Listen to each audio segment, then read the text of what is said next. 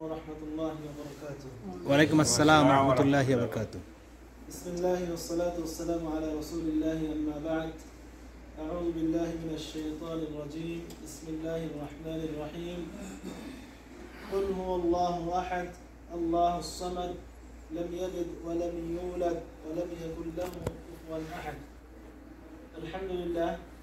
প্রশংসা আল্লাহ সুবহানাহু ওয়া তাআলার জন্য যে আল্লাহ সুবহানাহু ওয়া তাআলা দীর্ঘদিন পর বাংলাদেশ জামিয়াতে আহলে হাদিস সৌদি আরব প্রবাসী কলা পূর্বাঞ্চল কর্তৃক আয়োজিত আজকের এই উপস্থিত মিটিংয়ে আমরা সশরীরে উপস্থিত হতে পেরেছি। আমরা আল্লাহর শুকরিয়া আদায় করি আলহামদুলিল্লাহ। দরুদ সালাম বর্ষিত হোক নবী মুহাম্মদ রাসূলুল্লাহ সাল্লাল্লাহু আলাইহি ওয়াসাল্লামের উপর, আল্লাহুম্মা সাল্লি আলাইহি আল্লাহুম্মা বারিক আলাইহি।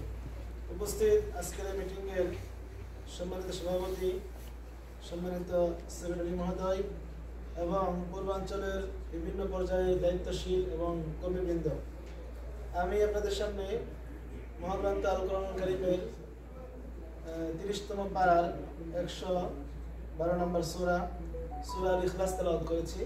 আমি সূরা ইখলাস সম্পর্কে দু একটি কথাবার্তা বলেই সংক্ষিপ্তভাবে দর্শে কোরআন শেষ করব। ওয়া তাওফীক ইল্লা বিল্লাহ। আমি যে সূরাটি তেলাওয়াত করেছি এটা আমাদের সবারই মুখস্থ আছে, আর এটার যে মূল উপবাদ্য বিষয় সেটা আমাদের সবারই জানা।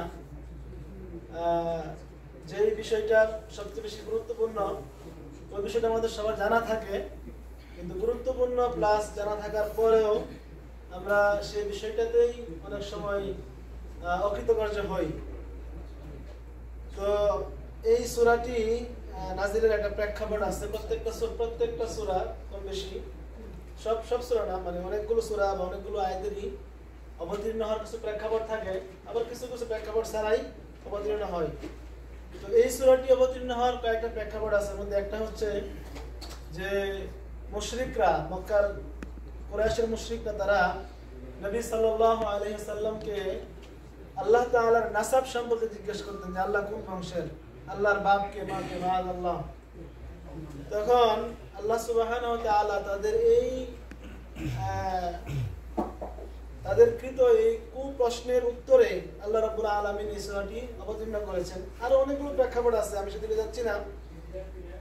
এই সূরার মূল প্রতিপাদ্য বিষয় হচ্ছে ইখলাস। যে ইখলাসটা হচ্ছে আমালুল কুলুব। ইখলাস হচ্ছে অন্তরের আমল, অন্তরের আমল সমূহকে ইখলাস বলা হয়, এবং এটা হচ্ছে আসাস, আমরুল আসাসি ফিল উবুদিয়্যা লিল্লাহি সুবহানাহু ওয়া তাআলা। আল্লাহ রাব্বুল আলামিনের উবুদিয়্যার ক্ষেত্রে এটা হচ্ছে মূল একটা বিষয়। আমরা যে সংগঠন করতেছি জমিয়তের অধীনে, আমাদের সংগঠনের মূল উদ্দেশ্য হচ্ছে কিন্তু আল্লাহকে সন্তুষ্ট করা। আল্লাহকে সন্তুষ্ট করব কিভাবে? দাওয়াতি কাজের মাধ্যমে, মানুষকে আল্লাহর পথে আহ্বান করার মাধ্যমে। তো এই দাওয়াতি কার্যক্রম, সংগঠন, মিটিং, দাওয়াতি কার্যক্রম বা যাই করি না কেন আমরা প্রোগ্রামগুলো, সব কিছুর ক্ষেত্রে কিন্তু আমাদের মূল বিষয় হচ্ছে ইখলাসটাকে নিজের মধ্যে লালন করা। যদি ইখলাসটা আমরা আনতে না পারি, আমরা যাই করি না কেন সেই কাজগুলো আল্লাহ রাব্বুল আলামিনের নিকট কবুল হবে না। তো এই সূরায় তিনটি বিষয় নিয়ে আলোকপাত করা হয়েছে। একটি হচ্ছে আল্লাহর সিফাত নিয়ে এবং ইসবাত ওয়াহদানিয়াতিল্লাহ, আল্লাহ যে এক, অদ্বিতীয়, এটা সাব্যস্ত করার জন্য আল্লাহ রাব্বুল আলামিন এই সূরাটি অবতীর্ণ করেছেন। এটা একটা বিষয়। আরেকটা বিষয় হচ্ছে ওয়ান্নাহুস সামাদ আল্লাযী লা ইউকসাদ ফিল হাওয়াইজি গায়রা, যে তিনি হচ্ছেন এক, অদ্বিতীয়, অমুখাপেক্ষী।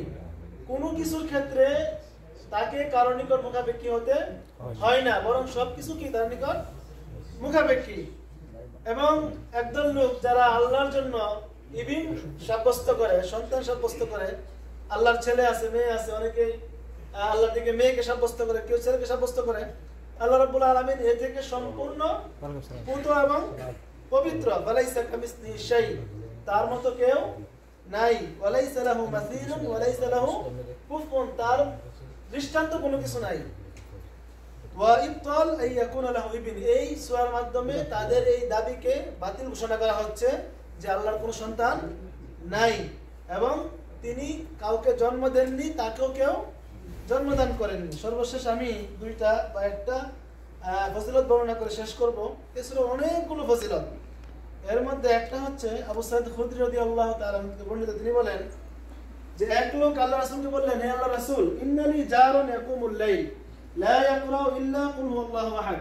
আমার এক প্রতিবেশী আছে যে রাত্রিবেলা নামাজ পড়ে বা ইবাদত বন্দেগী করে, সূরা কুল হুয়াল্লাহ বাদ দিয়ে আমি অন্য কিছু পড়তে তাকে শুনি না। অর্থাৎ তিনি যিনি আল্লাহ রাসূলের নিকট অভিযোগ করতেছেন, তিনি বিষয়টাকে ছোট মনে করছেন যে শুধু কুল হুয়াল্লাহ পড়ে।